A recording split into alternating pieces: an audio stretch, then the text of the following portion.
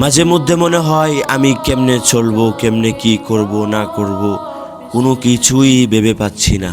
মনে হয় আমার মতো অসহায়, আমার মতো একাকিত্ব ব্যক্তি এই পৃথিবীর মধ্যে আর কেউ নয়। আমি কিভাবে সফলতা অর্জন করব? আমি কিভাবে রব্বে কারিমের নৈকট্য অর্জন করতে পারবো? এমন চিন্তা ফিকির অনেক সময় আমরা করে থাকি। অনেক সময় চিন্তায় মগ্ন থাকি, আমার জীবন কিভাবে চলবে।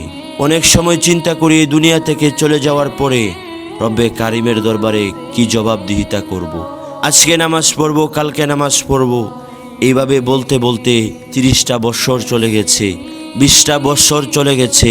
এরপরেও এই জিন্দিগির মধ্যে কয়েক ওয়াক্ত নামাজ পড়েছি, বাকিগুলোর নামাজের হিসাব রব্বে কারিমের দরবারে কিভাবে দিব? চাইলেও ইবাদত করতে পারি না, নিয়ত করি ইবাদত করার জন্য, কিন্তু করতে পারি না।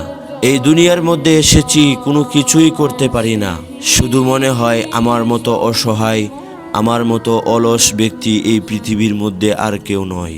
এরকম চিন্তা ফিকির যার মধ্যে আসবে, মনে করবেন রব্বে কারিম আপনার দিকে নজর দিয়েছেন, মনে করবেন রব্বে কারিম আপনাকে মাফ করতে চাচ্ছে, রব্বে কারিম আপনাকে সফলতার পথ দেখিয়ে দিচ্ছেন।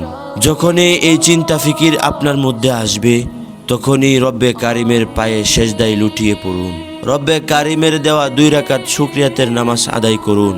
রব্বে কারিমের কাছে শুকরিয়া আদায় করুন এবং তওবা করুন, করে রব্বে কারিমের দিকে ফিরে আসুন।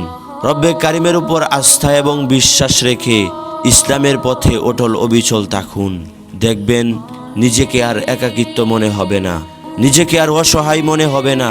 মনে হবে আপনার সাথে একজন আছে, তিনি হচ্ছেন আপনার রব। তিনি আপনাকে আপনার পথ চলা সহজ করে দিবেন ইনশাআল্লাহ।